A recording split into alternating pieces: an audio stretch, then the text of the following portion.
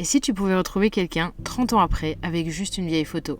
Dans cet épisode, je pars sur les traces d'un pêcheur qui a marqué mon enfance en Turquie.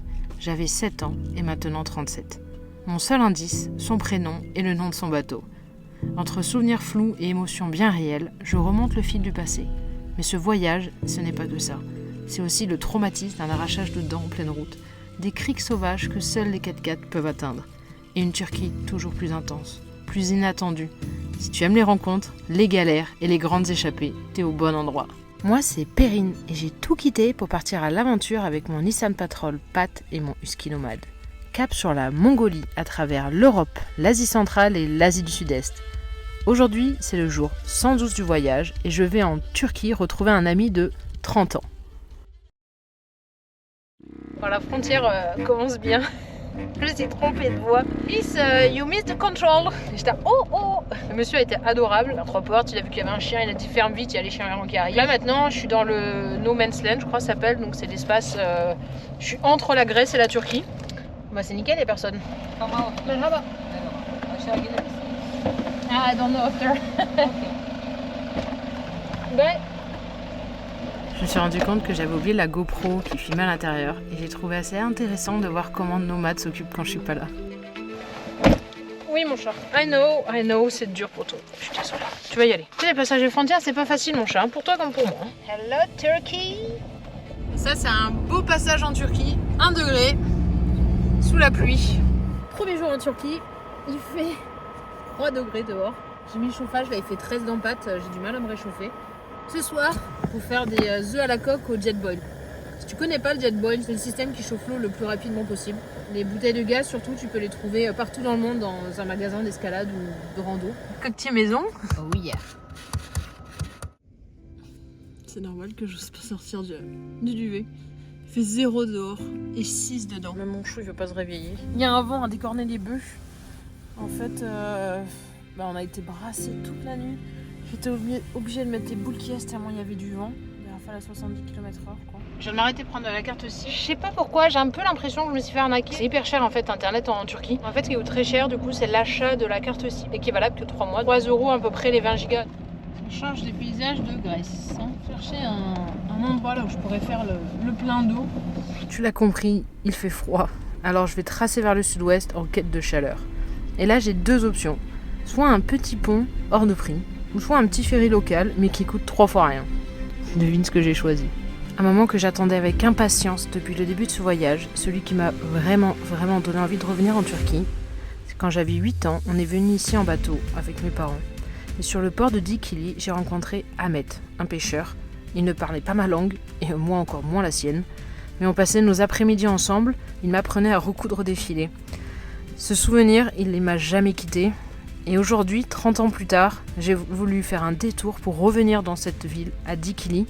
J'avais juste une vieille photo de nous deux, son prénom, le nom de son bateau, et j'ai décidé de partir à sa recherche. Donc en fait, c'est ici où je passais toutes mes journées en fait, avec les pêcheurs à recoudre les filets. Et sinon, dans la digue, là derrière, en fait, à pêcher avec ma canne à pêche. Petite anecdote assez marrante, c'est qu'en fait cette canne à pêche, je l'avais achetée en vendant du poisson. Alors imagine une petite blonde de 8 ans sur un marché en Turquie en train de vendre ses cagettes de sardines. Assez fou. Et du coup avec l'argent que j'avais gagné, j'avais pu m'acheter une canne à pêche. Bon, j'ai appris il y a peu que c'est mon père qui avait payé un gars pour qu'il achète le poisson et me faire comprendre la valeur du travail. Sur un bateau, c'est comme une voiture. À l'arrière, tu as l'identification. Donc ça doit être son nom. Et qui vient de Dikili. Donc là, il ne me reste plus qu'à trouver un bateau qui s'appelle Faribaba. J'ai retrouvé Ahmet et sa famille. Et donc, c'est sa fille, Dilara. Yes. Et je vais vous montrer sa maman qui m'ont gentiment accueilli chez eux. Donc, voici donc, la femme d'Ahmet. Dilber. Evet. C'est trop mignon de retrouver des gens comme ça au bout de 30 ans en fait. Je vous montrerai la photo de quand j'avais 8 ans. Je suis reçue avec du chai. Quand on parle de l'impact qu'on a sur les gens et qu'on se rend pas compte, c'est que hier j'ai pris une photo avec Deliala et je lui ai imprimé en fait la photo et en fait elle l'a remis directement là-bas. vous êtes réveillés depuis longtemps? Voilà notre mode de communication pendant ces quelques jours. Google Traduction. Pas très pratique, mais c'est quand même très efficace. Çocuklar okula gideli 1 saat, 1-2 saat gibi oldu. Teşekkür ederim. Afiyet olsun. Fazla bir gün kalmak için bir randevusunu ertelemeye çalıştım. J'ai droit à un café turc. Alors c'est adorable parce qu'elle m'a mis un clou de girofle dans le verre d'eau parce qu'elle sait que j'ai mal à la dent. La Turquie c'est vraiment un pays merveilleux. On est en train de boire un thé. Donc là on boit le thé pendant qu'ils sont en train de réparer le tuyau. C'est magique. J'adore. Il est en train de me réparer la pièce. Je sens que c'est le petit magasin, la petite boutique qui répare tout. J'ai passé l'après-midi avec Dilbert qui vient de m'accompagner chez le dentiste pour m'arracher une dent. Et heureusement qu'elle était là parce que c'est pas très agréable, mais au moins j'aurai plus de problème de dents pendant le voyage. Et c'est adorable parce qu'en fait elle m'emmène dans tous les magasins. On va faire on fait un petit peu du shopping en fait dans tous les magasins. Donc là par exemple elle est en train de prendre le repas de ce soir. J'adore. Elle est toute contente de me présenter à tous ses amis. On est en train de faire un repas avec les filles. Keşkek. Yes, ayran. Dörtlü bunu 12 olacak şekilde. L'incontournable Sky Joe. J'ai appris à Dilayra qui a compris en une partie comment ça se passait. Bunlar geldi. Bunlar da iyi kart kazanıyor. Ya bununla bunu değiştiriyorsun. Sonra mesela burada bir kartla başlıyoruz. Bu On kartla a fini, il y a la tombola. C'est un jeu universel comme ça. ben tamam. Nickel. Voilà, j'ai le drapeau turc avec son papa Ahmet et Dilayra. Thank you. Après 3 jours dans ma famille turque, il était temps de reprendre la route et retrouver la nature. Mais surtout, une crique où nomades puissent enfin se défouler. Le souci, c'est qu'en Turquie, des chiens errants sont partout. Et c'est pas des petits, des kangals. En gros, c'est des patous version XXL. Alors avec un husky qui ressemble à un loup, tu devines le problème.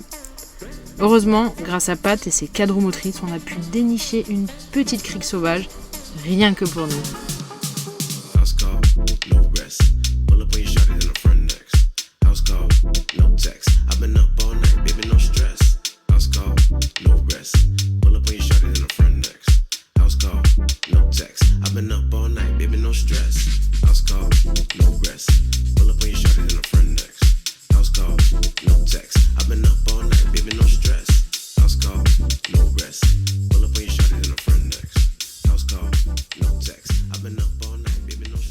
Je me suis reposée 2 jours ici, histoire de digérer toutes ces émotions. Et aussi cet arrachage de dents traumatique. On reprend la route, direction une autre crique encore plus sauvage. Plus j'avance dans ce voyage, et plus je me dis que ce choix d'un 4x4 minimaliste, c'était le bon. Il n'y a pas un grand confort, c'est sûr, mais l'accès à ces coins perdus, c'est incomparable.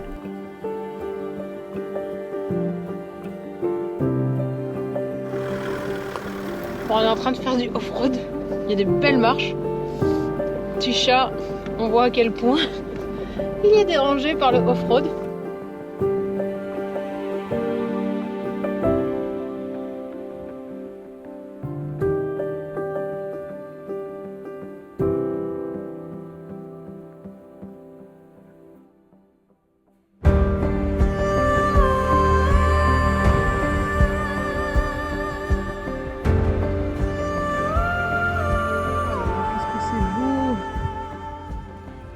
Les mirettes.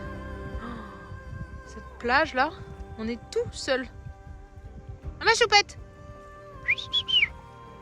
Le plus grand bonheur nomade, il peut gambader. Oui mon chat! Il n'y a pas de chien errant, donc c'est liberté full totale. C'est la teuf mon chat! Nous voilà tous les 3 en train de profiter du coucher de soleil de la plage et surtout la chaleur, je pourrais dire, il fait 10 degrés. Il n'y a quasiment pas de vent. Ça fait trop du bien. Salut les biquettes.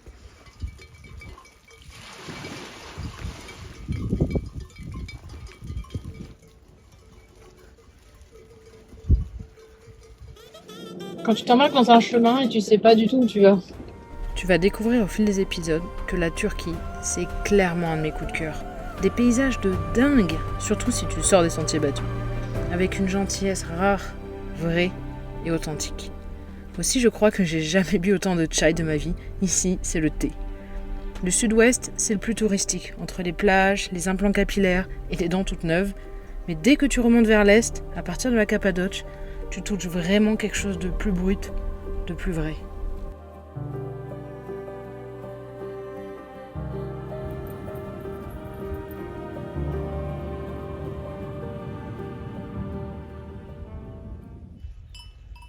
C'est bien, on s'en va. Taureau en route, part bien loin de nous.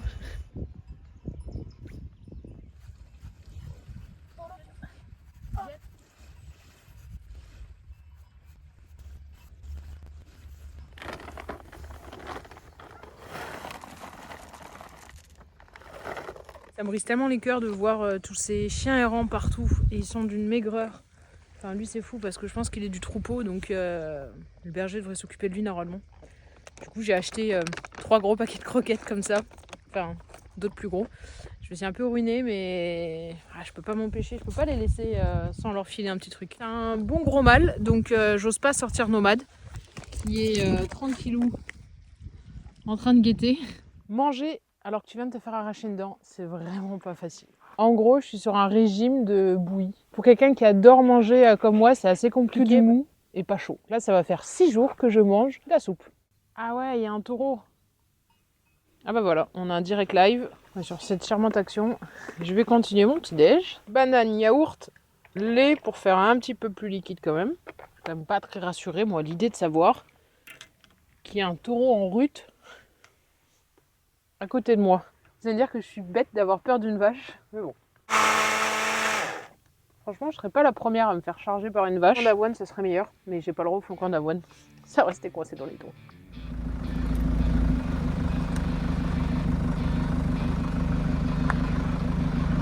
C'est un truc de malade, c'est trop beau. Waouh! Non mais sérieux? Vous avez vu ça? Ça faisait longtemps qu'on n'avait pas fait un peu de off-road. Je t'éclate comme moi? Ouais. Moi je m'éclate. J'ai l'impression de conduire un tracteur. Ça ressemble plus à une piste anti-feu qu'un chemin. On est bien content d'avoir un 4x4. Vous voyez pas trop mais ça monte. Ça monte bien, il y a plein de petits cailloux. J'ai dégonflé les pneus pour être un peu plus à l'aise et que ça se leur tape, moins d'empâte. Là on est passé à 2-2. C'est pas très long, je pense, le GPS, pas encore. Échec. En fait, ça devient trop pointu. Et là-bas, il y a un gros dévers, demi-tour. Là, ça va être un combo parfait. Une grosse pente, de la boue et de la pluie. Tout ce qu'on aime.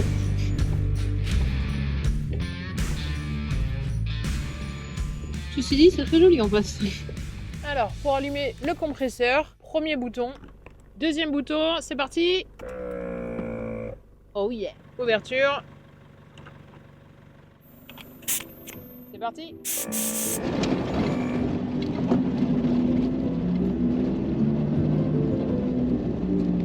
Direction Dalian et les ruines du tombeau du roi Canos. Mais d'abord, un petit stop au bord d'une rivière pour se rafraîchir et attaquer mon premier petit déjeuner solide. Pour la petite anecdote, il paraît que Canos est tombé amoureux d'une déesse et qu'il en est mort.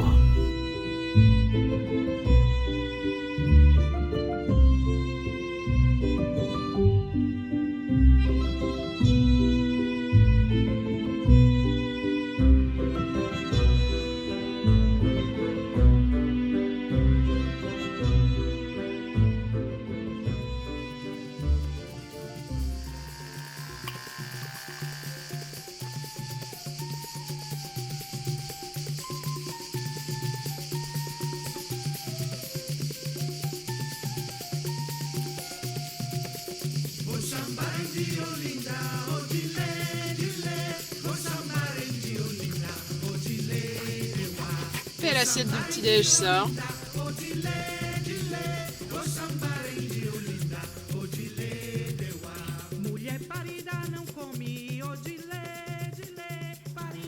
niveau d'eau, on est à moitié. C'est pas tout, mais il va être temps de faire un petit check-up de mon gros patte. On est un peu monté. Pour la première fois, donc, j'ai eu l'aiguille du chaud qui avait quand même bougé un peu de place. On va checker un peu, l'huile de boîte aussi. Sur le patrol, j'ai mis longtemps à comprendre comment ça fonctionnait. En fait, il y a plusieurs niveaux. Il y a un bac et un deuxième bac. Pendant que je suis en train de faire le niveau, il y en a un qui a la meilleure place. Ah mon gros chat, qu'est-ce que tu fais? J'adore.